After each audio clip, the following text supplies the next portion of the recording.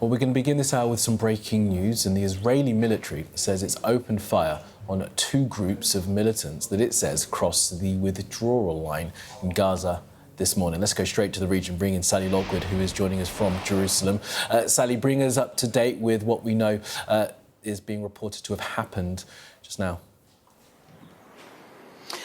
Yeah, we're just hearing reports from the Israeli military that they've opened fire on what they describe as Hamas terrorists that have crossed the so-called yellow line. Now, this is the new demarcation line that the Israeli military have withdrawn to under the agreements of this first phase of the ceasefire, but it is causing a lot of confusion and a lot of danger on the ground.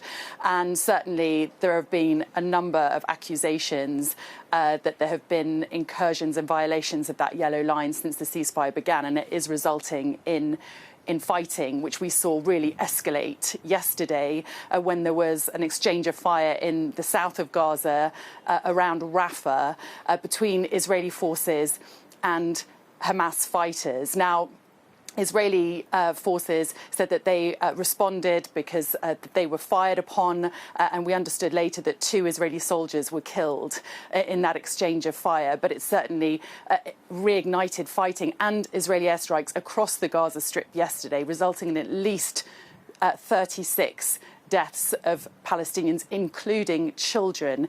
And for a time, there was a lot of concern that this ceasefire was going to collapse altogether.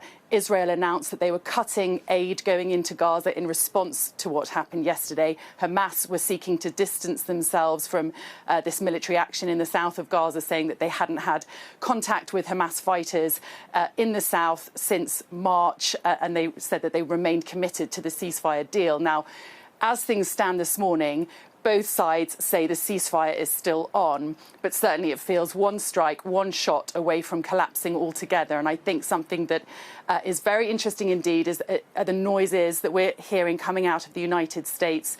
We understand from Israeli media that humanitarian aid will resume into Gaza today due to American pressure. And certainly, if you listen to what Donald Trump said overnight on Air Force One, he's keeping a very close eye on things indeed. We're going to have to see what's happening. We want to make sure that it's going to be very peaceful with Hamas. And as you know, they've been quite rambunctious. They've been doing some shooting, and we think maybe the leadership isn't involved in that. Some rebels within, but either way, it's going to be handled properly. It's going to be handled toughly, but properly. Is the ceasefire still in place? Yeah, it is. Yeah, it is. Well, so that's the American president's view as he's travelling back on Air Force One, and his delegates are going to be in the region, aren't they, in the next few hours to try and make sure that that ceasefire does hold. Well, that is what I'm hearing, Kamali. I spoke to a US diplomatic source this morning who said that Donald Trump's son-in-law, Jared Kushner, and envoy, Steve Witkoff, will be arriving in Israel today. And this source told me that the main issue and the main reason for their visit is in light of events in Gaza yesterday, seeing that exchange of fire and the fighting erupt once again.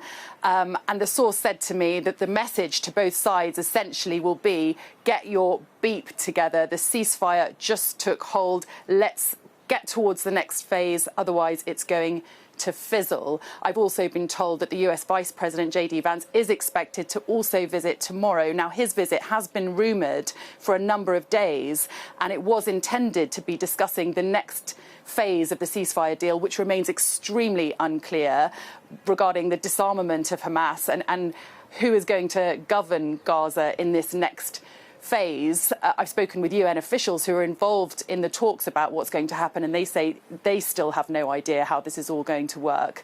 But it seems that this visit by J.D. Vance, instead of being primarily focused on this next phase of the ceasefire deal, will be very much working on keeping it together and ensuring that fighting doesn't erupt into full-scale war once again, because that is the concern this morning.